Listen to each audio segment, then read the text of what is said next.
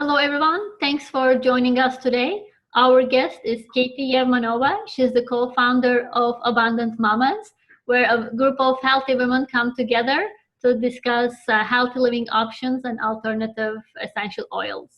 So thank you, Katie, for joining us. Hi, Cheatham. So good to be here. Thank you for having me. Thank you so much for being an inspiration for me and my family over the last year or so, and helping us with our journey in dyslexia. Thank you so much. It means a lot to me to hear that. So today we want to talk about how some non-traditional, non-evidence-based approaches could help parents who have children with dyslexia to support them in non-invasive ways. So we have figured out that using or choosing a different diet, implementing exercise, meditation, along with maybe using oils and talking about emotions have we have seen an effect on our children very positively, and I wanted to make sure that I shared this as a part of my journey. And thanks again for joining us. So let's talk about the brain. It's an amazing organ. I'm always fascinated with how the brain functions and all the things that it does simultaneously. So maybe we can approach the brain in two ways. First could be the functional way, where we could talk about the diet, exercise, meditation, sleep, and then we can move into the emotional side, and we can talk about how the emotions are processed through the brain and what can we do to enhance the experience a person has through emotions. So I'll let you lead right now. Thank you so much again. All right, let's jump right in. So like you said, brain is such an important organ in our body, and it's really important to keep it healthy. And we start that by our diet. What we put into our body affects directly how our brain functions, because a lot of our health is in our gut. So the way we digest food and process nutrients will have a direct impact on how our brain functions and our mental clarity, and how all of that gets to the brain, all the nutrients and everything it needs.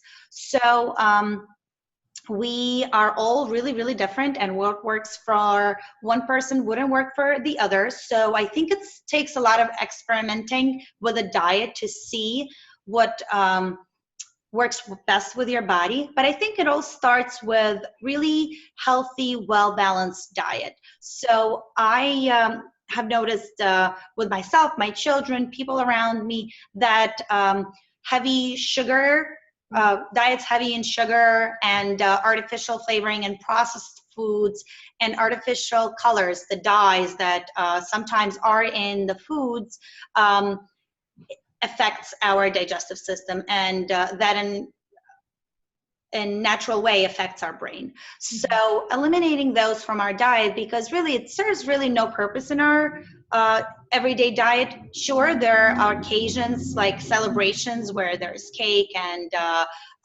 other food that we maybe don't normally eat will be present, but that's okay. If we are focusing on a healthy diet every day, and then we have celebrations, it's okay to have a piece of cake. It's okay to eat other things that you don't normally eat. But I know how you're saying it doesn't have to be all or nothing. You actually can have an occasional treat for special days and still be able to eat healthy. I love that. Absolutely, especially with our kids, with parties and so many celebrations that they are a part of. It would be hard for them to not participate in that way. And I think it's good for our body too, because it kind of processes it. But when we do it every day, our body sometimes can't keep up with it. It's a little too much. It's an overload for our body, and we really want it to be working at its optimum. So also trying elimination diets, playing around with dairy and gluten and eggs really helps people on individual levels. And it's really, really hard to do, absolutely, because gluten is in everything pretty much, and sugar is in everything.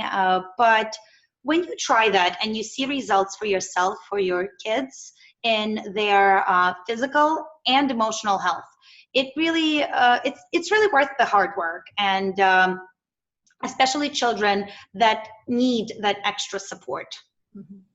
I agree with you, especially in looking at my family, where we did have some digestive issues, but we didn't have any allergies. When I eliminated gluten, dairy, and eggs for about 2-3 months, we did see improvement afterwards. It's not an overnight. It wasn't an overnight success. It was pretty painful 3 months, explaining to children why we couldn't do it. But then it was a big celebration when first they started feeling better, and more importantly, we could introduce it every so often, and it did work out for our family. So initially, I did start with elimination, like you have said, and I have seen some improvements. But there is a blood test that we have done, not for allergies, but for food sensitivities, where they look at really, really low levels, and our family has gone through that. And we did see that, for us, milk or all dairy and eggs were in there, and it was interesting to see how what we have figured out by elimination was actually approved by the doctor as well. That's really great results. And I think focusing on healthy fats and protein and fruits and vegetables gives our kids a really great foundation for what their diet will be when they're not living with us anymore. I think that's a very important aspect to think about too, because kids don't necessarily know what's best for them right now, but we as parents can play with it and see what diets work best for them. That's a great point. One thing I have noticed is, through elimination diet or maybe blood work, when parents are looking through improving their health, and I get this a lot from parents saying, we've done it for 3-4 days, we've done it for a week, and nothing has changed. But I think that they do need to stick with it for about a month would be ideal. I was told 21 days to a month would be the period that you have to stick with it minimally. Ideally, depending on how much exposure you had previously. If all your diets were around, pastas and sugars and candies, then you might need up to 3 months. We have done for 3 months just to be on the safe side. And I did agree with everything I heard from the parents who live by this diet. Is once we reintroduced the foods, that's when we saw the biggest difference. When we had an overload to do a control test saying, let's see if this is really working, we're putting so much energy into it, we overloaded the kids with sugar and gluten and dairy and milk, and oh my god, the difference was night and day. And not just for what we've seen, but I did give a heads up to the teachers, and the reports we got from them were, whatever you're doing, stop it, let's go back. And about 3-4 days later, I followed up with the teachers, and they said things are now back to how they used to be. They're not as impulsive as they used to be, and the tantrums that we saw at home just immediately disappeared after 2 days, which was fantastic. And that was, I think, the acknowledgement that I needed, that this is really worth the effort. It's not easy, but it is definitely worth. Absolutely. And I agree with you. There needs to be a period of time for your body to kind of cleanse and work all that out. And a few days is not going to show you results. But like you said, 21 to a month, you're really going to notice as an adult, if you're doing it with kids, which I think is great that you're doing that along with your kids, because I think it just shows them, it just helps when family kind of eats the same meals and you don't have to cook for 15 different meals. But I think we as adults notice more physical benefits. We are not bloated as much. We are, digesting foods better and feel fuller longer. We don't have cravings. The cravings go down. It's an amazing thing. So I think by experiencing that as parents, we can then really know the benefits for our kids. Yeah, that's a great point. So moving from diet into maybe sleep and meditation, and then also exercise is a big part of it. So what we have seen is sleep is a big factor in how our kids function, both academically, emotionally, and just being a happy family. And that includes me as well. Like if we don't sleep, then we have rough patches throughout the following day. So another thing I noticed with my son who has dyslexia is that even though we do give him the recommended sleep, it seems like during school days he might need a little bit more, and it's probably because of the extra work that his brain has to do every day to process the academic information.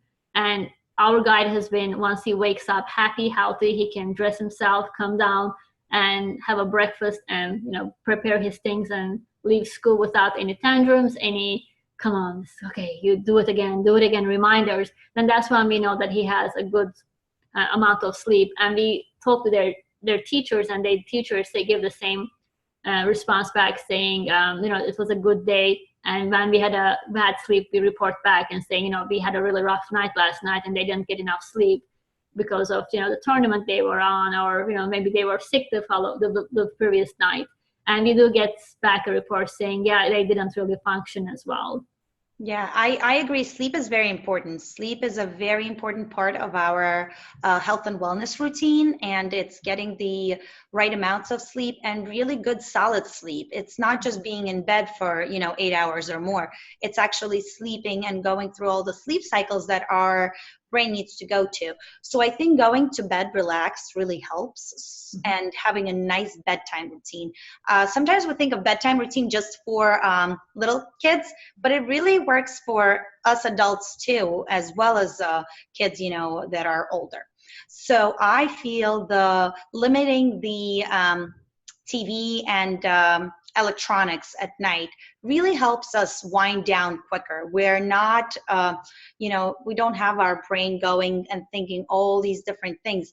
It's kind of maybe quiet music, maybe it's reading, maybe it's a family game, you know, something really, really low key, just to help our body prepare for bed. And also meditation, you know, you mentioned that. I am also a yoga instructor, and meditation is a very big part of yoga practice. And it's the time where we kind of shut down our brain. And that's really the point of yoga. The point of yoga is to quiet our brain, and everybody needs that. But kids especially, because their brains are working and they're growing their brains. Their brains are growing every day. And it's important just to teach them how to focus on their breath. Meditation doesn't have to be 20 minutes of quietness alone. It could be as simple as just watching your breath cycle for 3 breaths. You know, you inhale like you're smelling a flower, and you exhaling like you're blowing out a candle. 3 times. The kids focus on the breath. Maybe you cue them in and say, well, how did the inhale feel? Did it feel better to exhale than inhale?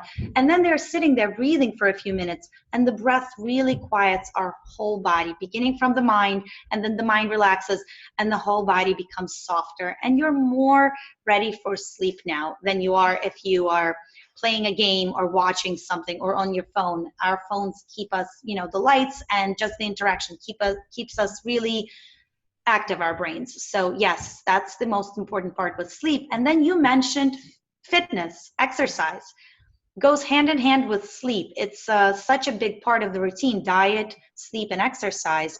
Because when we're not exercising our body, sometimes it's hard to wind down, because our body needs to be in motion, especially kids' bodies. They really need the activity. They need that. They have so much energy that they just need to run that tank empty, and then they're ready for a restful sleep. That's a great point. So how about moving from the functional side of the brain to the emotional side of the brain?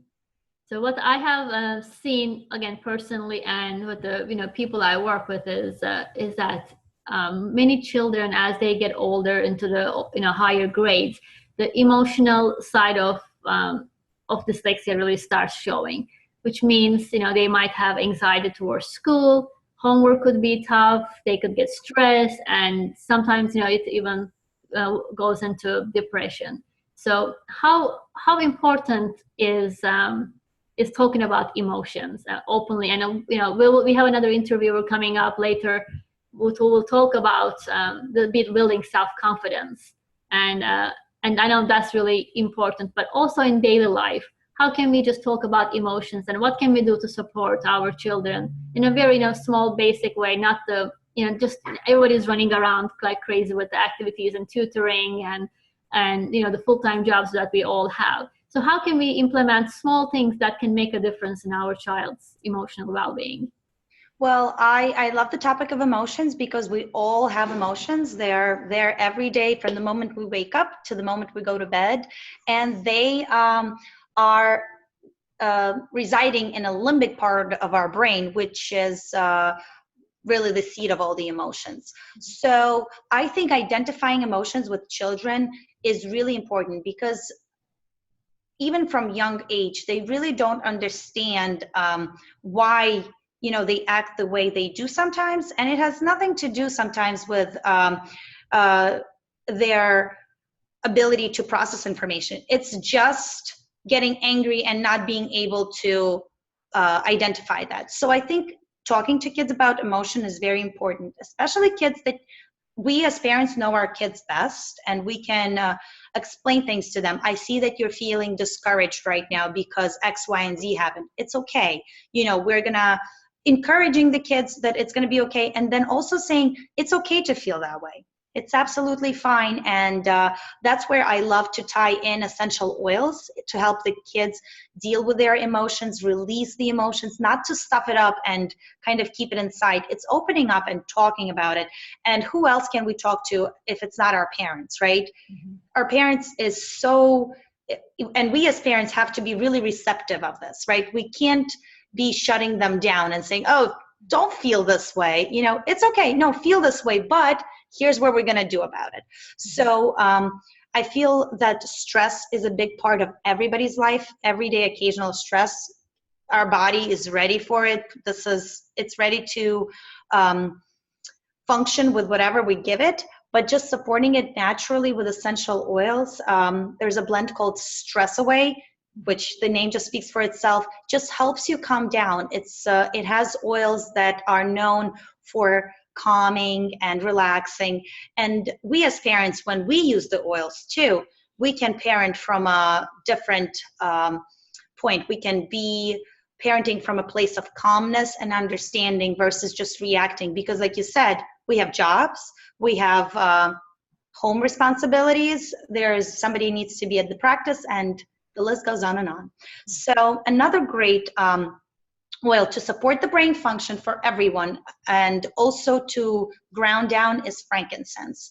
Frankincense is a great oil because it has one of the main constituents is sesquiterpenes, which are great for our brain function. So it's very calming, and putting it on, it just helps you relax and calm down. And for the kids, just talking to them about it and giving them their own oils. The kids are very receptive to oils, and then they ask for them. They'll say, where is my Stress Away or something like that. So they begin to realize when they need it and they reach for it. And it's great when everybody's just calm down and we can function from there. That is the first oil. Sorry, I cut you there, but that is the first oil that I tried out, and I love it. It's hard to tell if it's working or not, even as a adult. I don't know if it's the oil or if it's just my emotional thinking that gives me that, I have the oil on me, now I feel better. But at the end of the day, I feel like, does it matter if you feel better? Then it is working. I put it in there and it's working for me. And I would put it on my son's collar. And again, it's hard to judge if that was a day that was different or not. But I felt like that has improved his focus, and he was calmer, and so was I. And I personally felt like I did better when I had to focus on a piece of material I had to write down. I would turn the diffuser on, and it does work. Yeah, and then we have these. They're not negative emotions, but the more on a negative side of emotions when we feel down. But then there's also emotions that we want to feel happier, and we recognize that something's bothering us, but it's not really important, and we just need to switch that frown upside down. And there's great oils to support that, to support happiness. There's an oil actually called Joy, which you apply over your heart, and you just feel from that floral aroma, you feel better. The oils are helping you. They're tapping into that limbic system, and they're really tapping into those emotions of happiness and joy. So that's really important too, because sometimes we just get in a funk, and we sometimes can't recognize why. So it's good to have something on hand that you could just tap into that happy place. Oh, I love that. And it doesn't always have to be, as you said, about negative things. Sometimes we might feel okay, but we can also feel better. I love that. Absolutely, yeah.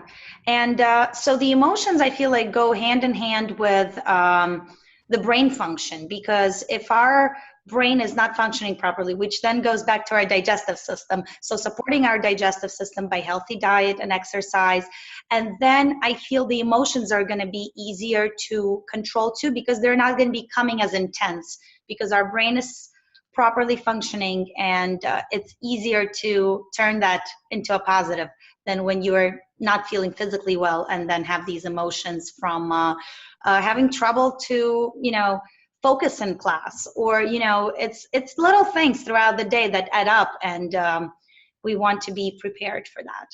I agree.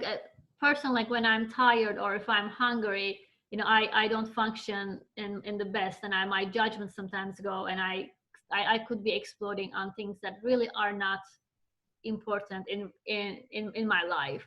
So I feel like it's just maybe another pressure I put on my brain, and it just affects my decision making and other factors that I normally function well, but maybe just one more stress or one more extra load on the brain does take it down. So I feel like with when you have children with dyslexia, you really want to take those unnecessary burdens off the brain and let them really function to the best of their ability with a full functioning brain.